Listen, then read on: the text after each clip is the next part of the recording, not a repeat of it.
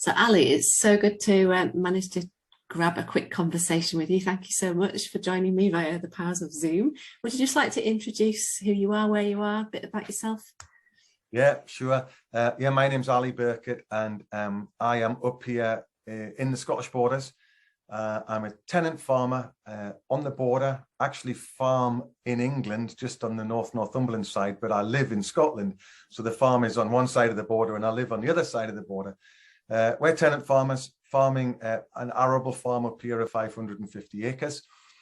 We don't have our own livestock, but we have livestock on the grass on a seasonal basis through the summer. I've been here now 17 years farming the farm, and it was my father-in-law who was doing so before. As well as farming here, I work part-time for Rural Ministries, a Christian charity that works with rural churches, pioneers, and anybody with a glimmer of an idea to see rural church grow.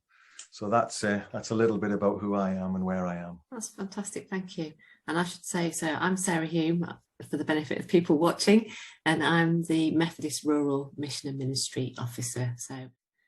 And in terms of the seasonal stuff, that's a big adjustment, isn't it? If you are to go to eating local, seasonal, the impacts on then your choices. It's quite a challenge, isn't it? Yeah, most definitely. And the local stuff, there are, around here, as there are in many rural areas, there are some wonderful farm shops with organic produce that's for sale, and it's beautiful, beautiful stuff. But there are a lot of people who simply can't afford to make that choice. And that's a shame, because it's really good food of far stronger nutritional value.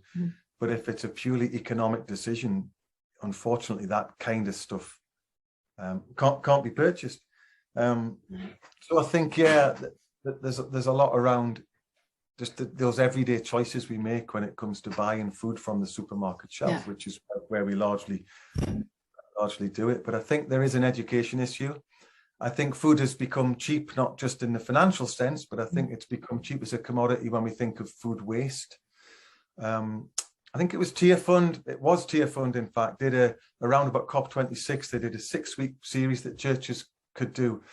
And I remember with a local church to us, my wife and I took part in this conversation. One of the evenings was looking at the way the production of food and food waste particularly.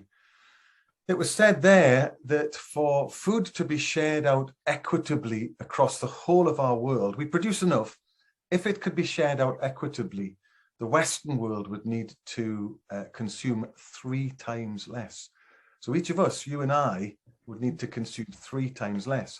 One of those 3 times less was waste, food waste. I found that a shocking statistic.